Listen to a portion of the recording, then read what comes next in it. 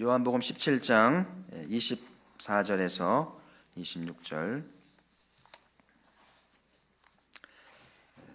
우리 천천히 소리 맞춰서 같이 읽어보도록 하겠습니다. 아버지여, 내게 주신 자도 나에 있는 곳에 나와 함께 있어 아버지께서 창세 전부터 나를 사랑하심으로 내게 주신 나의 영광을 그들로 보게 하시기를 원하옵나이다.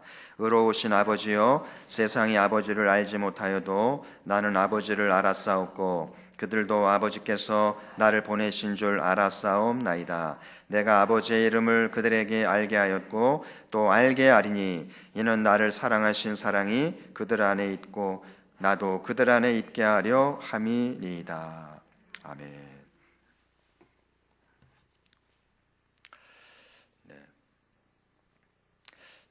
집사님 얘기를 들으면 생각이 난 게, 한 집사님이 로뎀이 열리면서 10년 동안 간사회를 했어요. 교회가 많이 돕지는 못했지만 활동비를 좀 줬잖아요. 줘서 10년 동안 섬기면서 제가 여러 번 이제 이렇게 얘기할 기회도 많아서, 근데 늘 집사님 얘기가 또 책임감이라는 것 때문에 자리를 못 비우는 거예요. 사람도 별로 없는데. 그러면서 저한테 이제 한 번은 얘기를, 여기 이제 이렇게 있다 보니까 작품할 시간이 없다. 제 생각에는 집사님 로뎀 하면서 작품 하라고, 사람 없을 텐데, 그건 제 생각이었고, 그 작가의 입장에서는 그렇게 할 수가 없는 거예요. 뭔가 이제 로뎀을 떠나서 좀 바람도 쐬야 되고 또 이렇게 구상도 하려면 부담이 없어야 되는데, 로뎀 문 열고 또 매출이 적으면 또 부담 들었고 막 이런 것들 때문에 작품이 안 돼서 그만둬야 얘기를 듣고 계속 제가 만류했거든요. 집사님 로뎀을 살려야 되는데, 문화사역을 살려야 되는데 집사님 조금만 한 게 10년이 돼서 제가 늘 고마운 마음을 가지고 있어요. 근데 이렇게 이번에 이렇게 예루살렘을 두 번째 가는 것도 하나님이 그 보상이 아닌가 하는, 뭐 제 개인적인 생각인데, 이렇게 주님의 인내를 가지고 성실하게 잘 하니까 하나님이 보너스 같이 이렇게 다른 서예가가 누릴 수 없는 축복을 받는 거 아닌가. 그래서 감사한 일이고요. 그래서 우리가 주님의 일을 할 때 때론 내키지도 않고 부담스럽지만 복음을 위해서, 하나님을 위해서라면 이렇게 착한 마음으로 주님을 잘 섬기면 생각지도 못했던 이렇게 보너스, 보상을 주신다는 것이 하나님은 참 멋지신 분이다 생각이 들고, 여러분도 그런 상급받는 멋진 우리가 되기를 바라고요. 제가 연초부터 이제 금요기도에는 주기도문 누가복음 11장을 나누었고 또 요한복음 17장을 나누고 있는데, 전반기가 이제 거의 지나갈 상황이네요. 그래서 하나님이 연초에 제 마음에 이심전심을 주셔서, 왜 하나님이 다윗에게 위대한 언약을 삼고 그 집안과 자손을 축복했는가, 그 이심전심이거든요. 다윗이 성전을 짓지 못했죠. 그러나 그 아버지의 마음을 알고 그 성전을 지으려는 착한 마음을 받으시고 그 집안을 축복하고 그 왕위를 축복하신 것을 기억하면서, 오늘도 하나님이 그 마음 가진 자를 찾으시는구나, 이심전심을 가진 자를 찾으신다는 걸 알고 이 금요기도회가 주님의 마음을 헤아리고 알아들이는 영적 센스가 있는 자리가 되기를 기도하면서 공부를 해왔고요.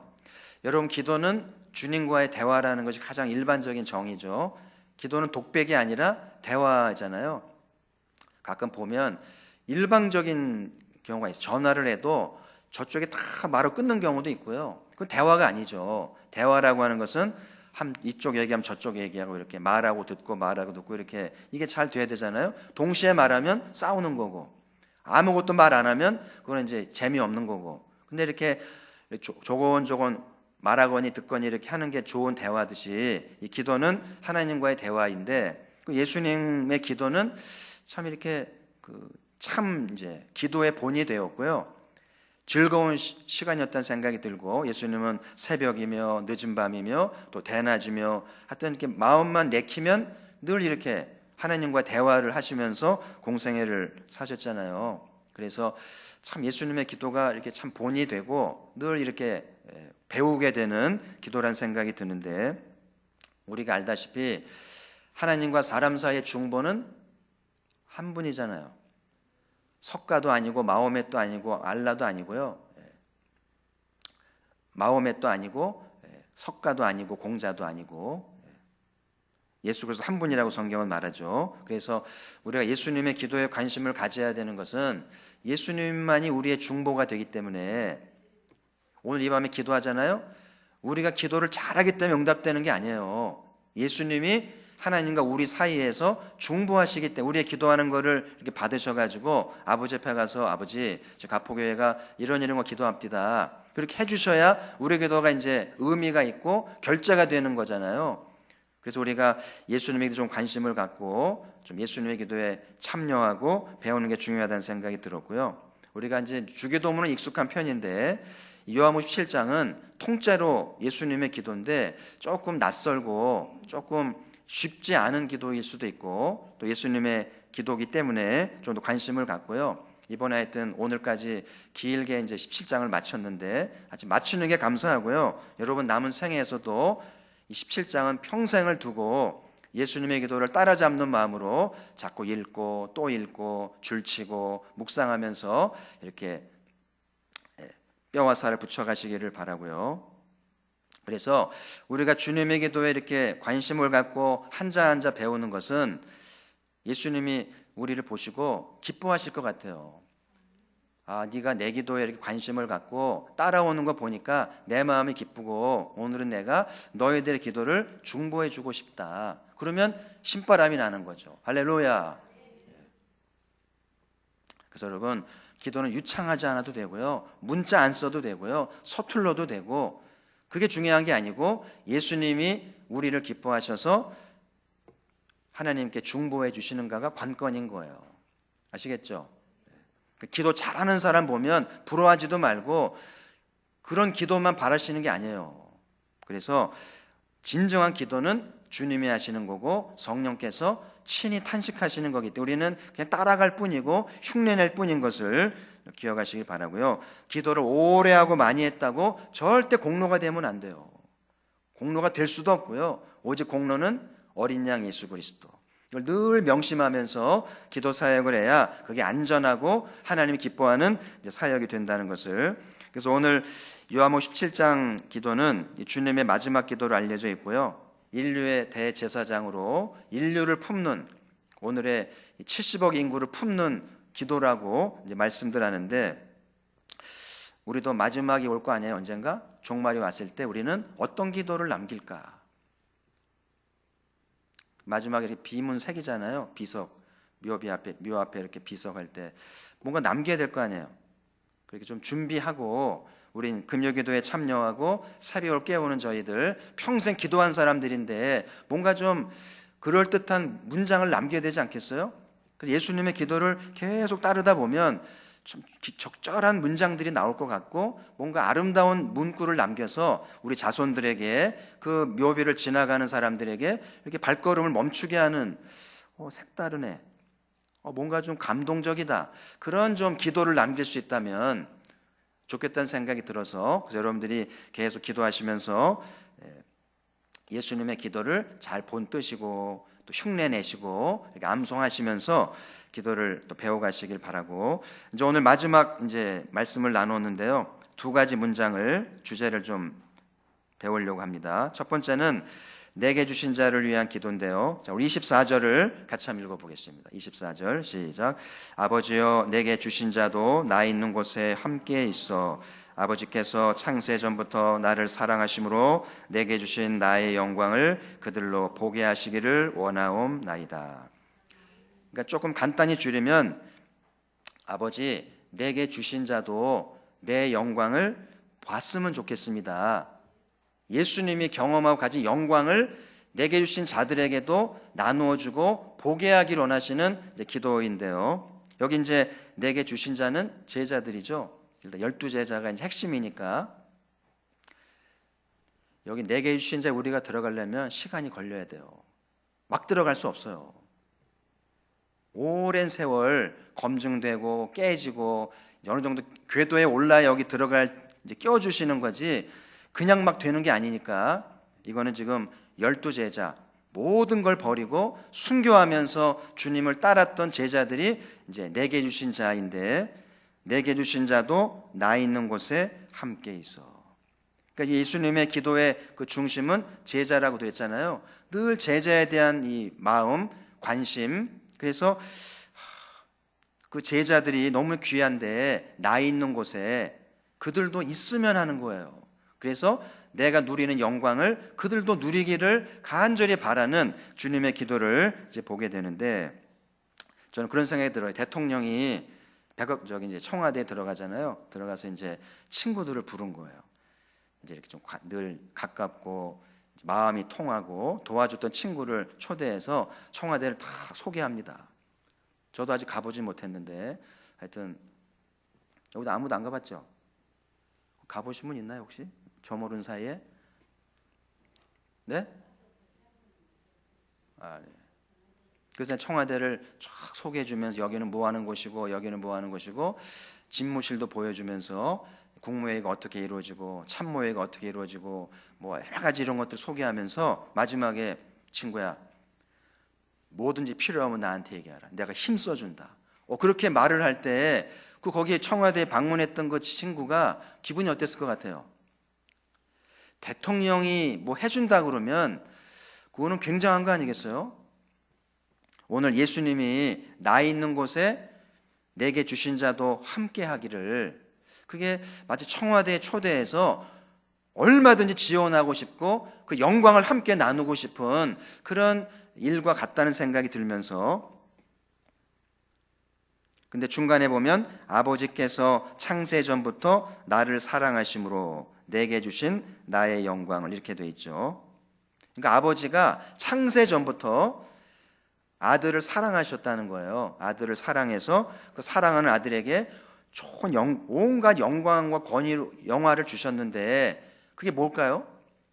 우리는 다 이해할 수 없는 말씀이죠. 여러분, 자식을 사랑하잖아요. 자식을 정말 사랑하니까 없어서 못 주죠. 늘 마음이 자식한테 있고, 자식이 뭐 요청하면 다 해주고 싶고, 그런 마음이 있는 것처럼 이 아버지가 아들을 창세전부터 사랑해서 영광을 주셨다고 그러는데, 그 영광이 어떤 것일까? 예수님의 공생애를 보니까 예수님이 그 아버지의 영광이 얼마나 대단한지 느끼게 되는 게, 예수님 공생애 동안에 온갖 병자를 고칩니다. 여러분, 지금도 의학이 발달한 지금도, 첨단 기술의 지금도 못 고치는 병이 많아요. 근데 예수님은 못 고치는 병이 없습니다. 나 환자면 나 환자, 뭐 안진병이면 안진병이, 소경이면 소경, 뭐 과 구분 없이 내과, 외과, 뭐 정신과, 영과 다 고치잖아요. 그 아버지의 영광이 얼마나 대단한지 다 고치시고요. 그리고 하늘의 신령한 지혜로 바리새인과의 대화를 이렇게 지혜롭게 다 대처하면서 이겨내시잖아요. 이런 것만 봐도 그 아버지가 아들에게 준 영광이 얼마나 대단한 건지를 조금 느낄 수 있는데, 그래서 예수님이 이제 그 영광을 가지고 계신 분인데 그거를 제자들과 이제 나눠주기를 바란다. 참 멋진 기도잖아요. 이 기도에 우리도 들어 끼일 수만 있다면 얼마나 멋진 일일까요? 이건 팔자를 고치는 정도가 아니라 어마어마한 일이 될 수 있는데, 실제로 예수님과 동거한 제자들은 그 예수님이 가진 영광을 같이 경험했잖아요. 자, 사도 요한이 전하는 말씀을 한번 보시죠. 요한일서 1장 1절 같이 읽습니다. 시작. 태초부터 있는 생명의 말씀에 관하여는 우리가 들은 바요, 눈으로 본 바요, 자세히 보고 우리 손으로 만진 바라. 그러니까 제자들이 예수님과 동거하면서 예수님에게 있는 영광을 본 거죠. 그러면서 요한이 이제 증거하는 게, 우리가 들었고 보았고 만져봤다. 우리의 오감으로 그 주님이 가지고 있는 영광을 체험한 거 아니에요? 우리하고는 차원이 다른 거죠, 사도들은. 그러니까 이 요한 같은 게 얼마나 감동적일까요? 얼마나 감동적이고 짜릿짜릿하면서 그 흥분이 됐을까요? 제자들만 갖는 특권인 것인데, 우리는 사도는 아니기 때문에 사도들이 전해주는 그 말씀을 통해서 간접적으로 약간 맛을 볼까 말까 하는 이제 정도겠죠. 그래서 말씀을 좀 더 집중해서 깊이 있게 이제 따라가다 보면 사도와 같지는 않지만, 그렇잖아요. 직접 본 사람하고 전해 들은 사람하고는 다르잖아요. 더군다나 2000년이 지났는데 그래서 우리가 성령의 감동으로 좀 더 집중해서 말씀을 파고들고 정말 사모하면 사도들 같진 않아도 약간은 좀 더 이렇게 좀 가까이 가서 그 눈으로 보고 또 듣고 만져보는 영광이 있지 않을까, 그런 생각이 들어요. 우리가 주일날 사도신경 외우죠? 사도신경이 뭐예요? 사도들의 고백이잖아요. 그 아버지 영광을 본 사도들의 고백을 지금까지도 우리가 고백하는 이유가 뭐겠어요? 일부 학자들은 이제 사도신경 그만하고 우리의 신경을 하자고 그러는데, 우리 뭘 할 수 있겠어요? 역사도 짧고 막 바꾸면 안 되거든요. 아직은 사도들의 영광, 사도들이 경험한 영광을 흉내내야 할 입장인데, 거기 사도신경에 보면 무슨 대목이 나오냐면 공교회를 믿사오며, 그거 나오죠? 공교회가 뭡니까? 공교회가 공짜 교회입니까? 텅 빈 교회 공교회인가요? 공교회가 무슨 뜻이에요? 영어로 하시는 분도 있는데, 영어로 이제 유니버설 처치라고도 하고 캐톨릭 처치라고도 하고 보편적인 교회, 보이지 않는 이제 교회를 의미하는데, 교회는 사적인 집단이 아니에요. 공적인 거예요. 공무원들이 아침에 나라에 부름받고 출근하잖아요. 공무원들은 돈 함부로 쓰면 안 되고요. 공무잖아요. 그렇죠? 우리 모든 그리스도인들 재직들은 공교회에 참여한다는 것은 공적 임무에 참여하는, 그래서 우리가 이름표를 다는 거예요. 그래서 우리가 사도신경을 매주 외우면서 공교회를 뭐하며? 믿사오며. 믿습니까? 우리 가포교회가 사도의 전통을 따르는, 사도의 계보를 잇는 공교회인 걸 믿습니까? 이거 믿어야 돼요. 여러분, 교회라고 교회 이름 간판 달면 교회가 되는 게 아니에요. 세월호 때 구원파 교회들이 간판 달았잖아요. 자기 교회 이름을. 간판 단다고 교회가 아니고요. 교회가 되기 위해서는 몇 가지 조건이 따라야 되는데, 첫 번째는 예전이 베풀어져야 돼요. 예전이 뭐예요? 우리 개신교가 하는 예전은 뭐가 있어요? 세례, 성만찬. 그래서 교회는 목회자가 있어야 돼요. 아무리 유능한 평신도가 수백 명 있어도 예전 베풀 수 없어요. 예전 베풀잖아요? 이단되는 거예요. 그래서 목회자가 신학교에서 훈련을 받아서 성만찬을 베풀고 세례를 베풀잖아요. 그래서 교회가 되는 거예요. 그래서 늘 목회자를 청빙하게 돼 있는 것이 교회의 조건이고요. 그 다음에는 교회가 말씀이 바르게 증거돼야겠죠. 이 강단에서 신구약의 말씀을 잘 증거하고 풀어야만 교회가 되는 거고요. 무엇보다 여기에 주님이 계셔야 돼요. 주님이 여기를 지성소로 삼으시고 내가 거처를 삼겠다. 그렇게 해야 이제 진짜 교회가 되는데, 우리 가포교회는 어떻습니까? 이 세 가지를 다 구비했나요? 예전이 베풀어지고 말씀이 바르게 증거되고 주님의 임재가 있는가 늘 기도해야 되고요. 그래서 이제 온전한 교회가 되어서 이 교회에서 주님의 영광을 보는 거죠. 오늘 예수님이 기도한 대로 하나님이 창세전부터 아들에게 주었던 그 영광을 사도들을 통해 전해준 가르침을 통해서 영광을 보는 교회가 된다면 우리 기도가 달라지고 예배도 달라지고 삶이 달라지겠죠. 그래서 오늘도 우리가 기도하는 것은 그냥 사적인 기도가 아니라 이곳이 주님의 영광이 나타나는, 사도들이 체험한 영광을 재현하는 거룩한 공교회가 되기 위해서 모여서 기도하는 거예요.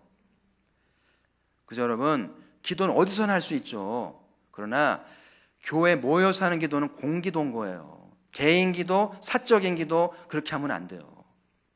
사적인 기도 할 수 있겠습니다만은 교회가 모이라 그러면 다 내려놓고 공교회로 모여서 공적 기도를 해야 되는 거지, 목사님 저는 따로 기도합니다, 저는 기도원 갑니다, 그거는 불법인 거예요. 그거는 옳지 않은 거예요. 그래서 건강한 신앙은 아버지가 세우신 공교회에 나와서 합심하여 기도할 때 주님이 들으시고 영광을 나타낼 줄 믿습니다. 그래서 언젠가 우리 가포교회도 사도 요한처럼 눈으로 본 바요, 들은 바요, 만진 바라, 그런 체험적인 오감이 짜릿짜릿한, 우리의 눈 있잖아요. 눈으로는 봐야 되고 귀로는 들어야 되고 입으로는 맛봐야 되고 손으로 만져봐야 되고, 그죠? 이런 체험이 있는 그런 신비한 영광이 있는 교회가 되기를 주님이 기도하셨으니까 아무쪼록 저희가 내게 주신 자, 자녀에게 그 주님이 내게 주신 자의 반열에 아무쪼록 들어가기를 몸부림치고 최선을 다해서 그 제자의 반열에 서기를 주의 이름으로 축복합니다. 자, 오늘 두 번째 주님의 기도는 이제 아버지를 아는 것에 대한 기도인데요. 자, 26절을 같이 읽죠. 26절 시작. 내가 아버지의 이름을 그들에게 알게 하였고 또 알게 하리니 이는 나를 사랑하신 사랑이 그들 안에 있고 나도 그들 안에 있게 하려 함이니이다. 지금 예수님의 기도가 좀 길죠. 한 줄이 한 절이 좀 문장이 어렵습니까? 조금 집중하지 않으면 쉽지 않아요. 어려운 낱말은 없는데 굉장히 철학적이고 심오해서 여러 번 읽어야 이게 무슨 말인지 아는 것 같아요.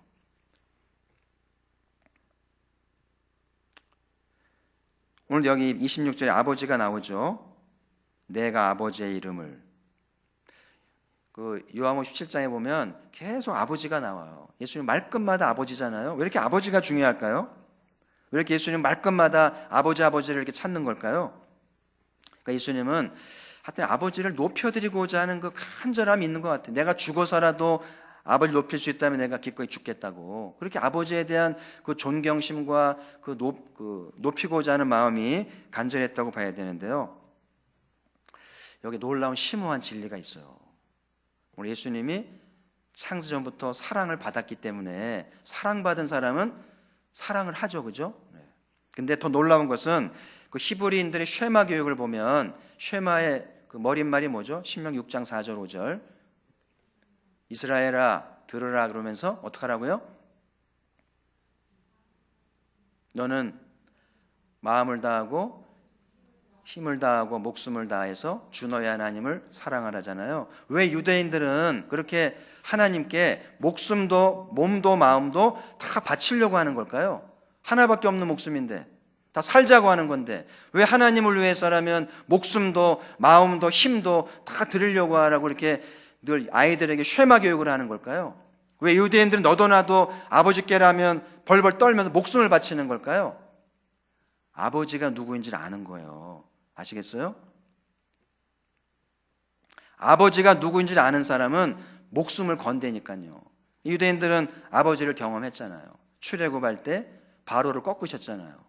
그리고 홍해를 건넜죠. 그리고 이제 40년 만나를 경험하고 또 전쟁을 치르면서 가나안에 들어갔잖아요. 이 40년 모든 과정을 보니까 하나님이 대단한 분인 거예요. 사람이 아니고요. 하나님만이 하실 수 있는 일들을 그들은 눈으로 봤기 때문에 야, 저 하나님은 놓치면 안 되겠다. 저 하나님을 위해서라면 목숨이라도 거는 게 가치가 있다. 그렇게 해서 유대인의 교육이 쉐마가 나온 거예요. 할렐루야. 이걸 아는 믿음의 가정은 아이들에게 이걸 가르치는 거예요. 성적이 중요한 게 아니고 어느 대학 가는 게 중요한 게 아니고 왜 하나님께 목숨을 걸 만한 건지. 그래서 이 쉐마 교육을 하는 믿음의 부모들은 아이들에게 주문을 하죠. 하나님을 두려워하거라. 그리고 하나님께 목숨을 걸어야 된다. 그럼 하나님이 얼마나 놀라운 일을 행하시는지를 경험한다는. 그래서 지금 전 세계를 이끄는 리더십이 유대인들인 건 우연이 아닌 거예요. 하나님께 목숨을 걸기 때문에 비록 메시아는 영접하지 않았지만 여전히 여호와께 목숨을 걸면서 사계명을 이제 지키기 때문에 하나님이 그들을 존귀하게 할 수밖에 없는 거예요. 근데 우리는 참 열심히 공부하고 열심히 장사하고 참 열심히 살죠. 근데 왜 이렇게 빚더미에 있고 힘들기만 할까요? 하나님을 알지 못해요. 하나님을 함부로 말하고 하나님께 목숨 걸지 않아요. 그러니까 하나님 복을 주실 리가 없는 거죠. 그래서 오늘 예수님의 기도에서 늘 명심해야 될 거는 아버지예요. 아버지만 잘 불러도 저는 능력이 있는 기도라고 믿어요. 할 말 없으면 아버지 100번 하세요. 마음을 담아서 아버지, 아버지. 그 기도만 해도 능력이 나타난다는 거예요. 그래서 아버지가 얼마나 위대하신지, 아버지가 도와주시면 능치 못할 일이 없는 것을 알기 때문에 지금 제자들에게 아버지의 이름을 물려주는 거잖아요. 그래서 오늘 여기 오늘 본문에 보면 세상은 아버지를 알지 못하였어도 이런 표현 나오죠. 그러니까 세상이 아버지를 알지 못해요. 여기 마산만 해도 하나님 인정하지 않고 하나님이 어디냐 그러고 찾지도 않잖아요.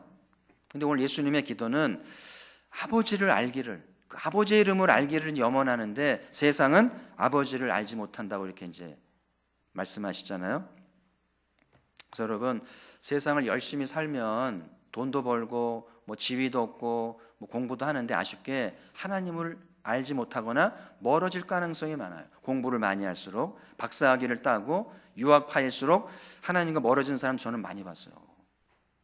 그래서 아쉽더라고요. 대학이 존재하는 이유는 원래 중세 유럽에서 대학이 시작되어지고 미국이 대학된 것은 하나님을 찾기 위한 거였어요. 그리고 특히 미국 같은 경우는 목회자를 양성하기 위한 게 하버드고 예일이고 프린스턴이었거든요. 목회자를 만들기 위해서 시작한 대학이 그 아이비리그들인 거예요. 근데 지금은 이 모든 대학들이 목적을 잃어버렸어요. 목회자가 되게 한 것도 아니고 신학과 따로 떼어버렸고요. 세상 지식과 살기 위한 도구 전락한 것이 오늘날 대학이 되어버렸잖아요. 우리 부모들은 왜 아이들을 대학 보내려고 하는지 알아야 되는데, 과연 우리 부모님 마음속에 너 대학 가서 하나님을 더 알아야지. 그리고 대학 보내는 부모가 얼마나 있겠어요. 여기 고3 엄마들이 있는데요, 그런 마음으로 애들 보내는 거예요? 오늘 기도해야 돼요. 세상 지식을 알고 전문가를 되어가면서 하나님과 멀어질 수도 있거든요. 그럴 바에는 대학은 왜 가는지. 그래서 여러분, 지금 세상에 수많은 지식이 쏟아지고요, 수많은 책이 출판이 되고 이론이 만들어지는데요, 세상의 최고의 지식은 뭘까요? 변함없는 영원한 진리는 뭘까요? 하나님을 아는 지식이에요. 그것을 우리 신학이라고 그러죠. 신학은 모든 학문의 최고봉이고 정점에 있는 건데, 신학은 아무나 하면 안 돼요. 저도 멋모르고 신학을 조금은 했는데 멋모르고 한 거죠. 신학은 모든 학문을 섭렵한 다음에, 모든 언어와 모든 학문을 섭렵한 다음에 마지막에 도전하는 게 신학인데, 그렇게 최고의 학문이 하나님을 아는 지식인데 그 예수님의 기도의 정점에 있는 거예요.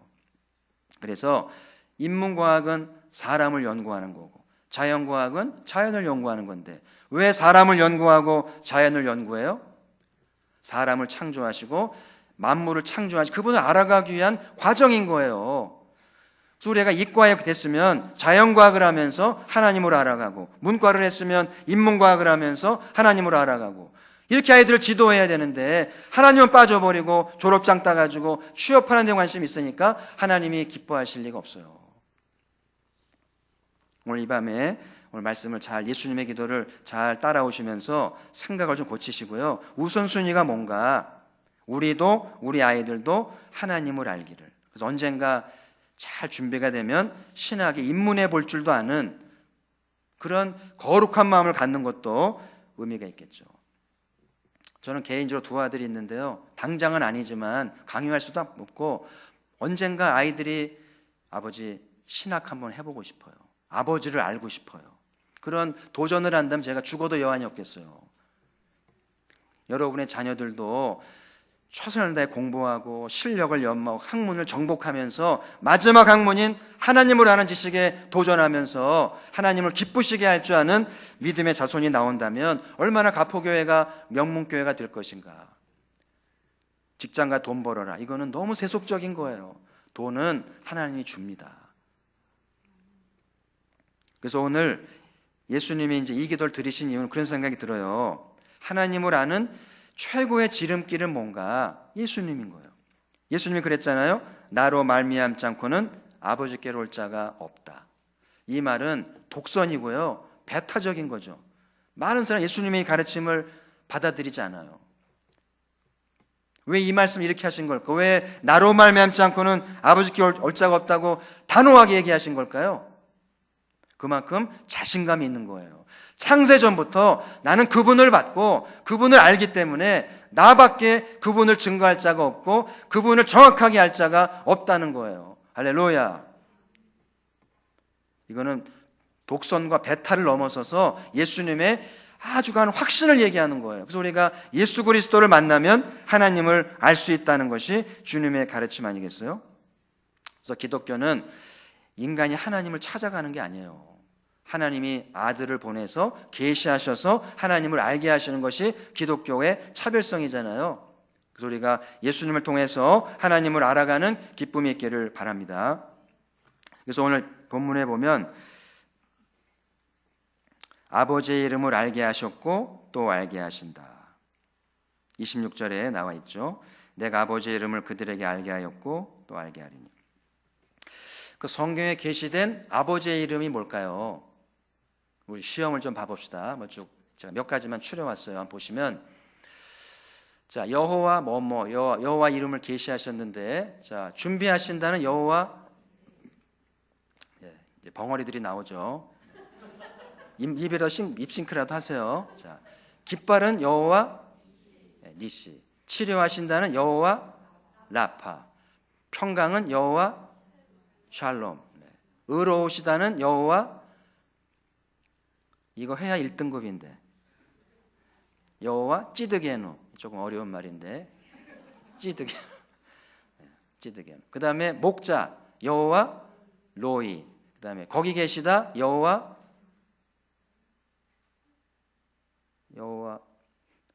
이거 알면 진짜 제대로 한 건데 여호와 삼마. 에스겔이 이제 경험한 하나님이잖아요. 여기 여호와의 이름 하나님이 책상에서 받은 게 아니에요. 역사 속에서 나라를 구원하고 삶의 현장에서 하나님이 계시하시면서 나라를 구원하고 영혼들을 살리면서 계시하신 특별 이름이기 때문에 살아있는 이름이에요. 오늘도 우리 삶 속에서 똑같지는 않더라도 이 하나님을 만나고 있어요. 한 번씩 여호와 이레를 경험하고 여호와 니시를 경험하고 여호와 라파도 경험하고 샬롬도 경험하고, 이번 한 집사는 이스라엘 가서 여호와 샬롬을 증거하고 오세요. 여호와 찌드게누도 경험하고 로이도 경험하고 산마도 경험하고. 그렇죠? 그러고 보면 경험하는 것 같죠? 신앙이 영그러 가는 거예요. 좀 더 자주, 좀 더 멋지게 여호와를 경험할 수 있다면 예수님의 기도가 여호와의 이름을 알게 하였고 또 알게 해야겠다는 거예요. 내가 하늘나라 가서도 계속 알도록 기도해 주겠다는 거예요. 할렐루야. 그래서 여러분, 우리가 성경을 공부하는 이유도 하나님을 알고자 하는 거고, 그 중에서도 하나님의 놀라운 이름, 계시된 이름을 알아가고 내 삶에 체험할 때 인생이 달라지지 않겠어요? 우리의 장래 문제, 아이들의 미래 문제, 여호와 이레잖아요. 여호와 이레 해주시는데 얼마나 좋겠어요. 걱정할 게 없는 거죠. 걱정을 붙들어 매고 하나님이 준비하신다. 여호와 이레를 경험할 수 있다면 얼마나 좋겠어요. 이 밤에 하나님이 여호와 이레로 도우시기를 바랍니다. 고3들 미래 걱정하지 마세요. 하나님이 여호와 이레로 가장 원하는 곳에, 적절한 곳에 대학을 준비하시고 멘토도 준비하시고 이끄실 줄 믿습니다. 그래서 기도회에 나와야 돼요. 공부 중단하고 여호와 이레를 찾으면서 간구할 때 하나님이 얼마나 기뻐하면서 여호와 이레를 계시하시면 여호와께서 인도하시는 거예요. 사도 바울이 이렇게 말씀하시죠. 고린도 4장 6절 또 같이 읽겠습니다. 시작. 어두운 데서 빛이 비치리라 말씀하셨던 그 하나님께서 예수 그리스도의 얼굴에 있는 하나님의 영광을 아는 빛을 우리 마음에 비추셨느니라. 하나님이 태초에 빛이 있으라. 그러니까 혼돈과 흑암의 우주가 질서가 잡히고 빛이 생겼잖아요. 그 말씀으로. 근데 그 말씀으로 또 뭘 했냐면은 예수 그리스도의 얼굴에 있는 영광을 우리 마음에 비추게 하셨다. 최초에 흑암을 비추신 하나님께서 우리 마음에 하나님의 영광을 알도록, 예수 그리스도를 알도록 우리 마음에 신령한 빛을 비추셨다. 여러분, 그리스도의 얼굴에 뭐가 있다고요? 하나님의 영광을 아는 빛. 그래서 그리스도를 가만히 바라보고 그리스도의 생애를 연구하고 말씀을 묵상하고 주님을 바라보면 하나님을 아는 빛을 보는 거예요. 희한하죠. 왜냐하면 하나님이 아들에게 그 빛을 넣어놨거든요. 그러니까 예수님을 깊이 만나고 주님을 찾으면 하나님을 아는 놀라운 신비를 경험한다는 거예요.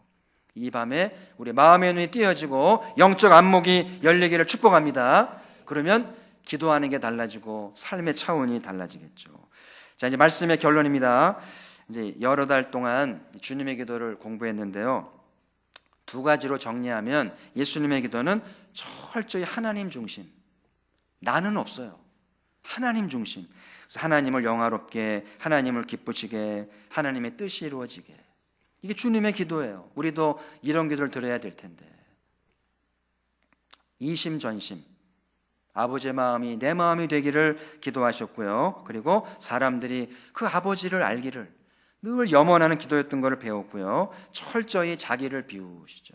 예수님이 짧은 생에 가요, 결혼도 안 했잖아요. 남들 다 하는 결혼도 안 했고, 애도 안 낳고, 돈도 안 벌고, 다 비우고 아버지만 위해 살다가 짧게 살다 가셨잖아요. 우리의 주님입니다. 우리도 조금씩 마음을 비우고 욕심을 내려놓고 아버지를 기쁘시게 하려는 것을 배우는 것이 주님의 기도인 거예요. 그렇게 하시겠어요? 그렇게 사는 게 축복인 것 같아요. 또 한 가지 주님의 기도를 배우는 것은, 예수님은 그 택하신 자, 내게 주신 자들을 철저히 챙기고 배려하고 중보하신다는 거, 2000년 동안 변함없이 당신의 사람들을 위해 기도한다는 것이죠. 당신이 있는 곳에 제자도 있기를, 제자들이 있는 곳에 당신이 있기를. 그래서 우리가 이 주님의 기도를 배우면서 우리의 신앙이 제자의 신앙에 서기를 바라요. 그래야 주님의 기도가 능력이 있고 임마누엘의 축복을 받게 되겠죠. 그래서 제자의 신앙은요, 늘 배우는 사람이에요. 배우는 게 중단되는 순간 더 이상 제자 아니에요. 제자라는 말이 들으려면 늘 배우는 자리에 있어야 돼요. 말씀의 자리에 꾸준히 참여하는 사람이 제자입니다. 제자는 주님을 따르는 사람들이고, 제자는 주님을 전하는 사람들이죠. 그래서 여러분들이 부족하지만 제자가 되려고 하고 제자의 반열에 설 때 이 주님의 기도가 영순위가 되는 거예요.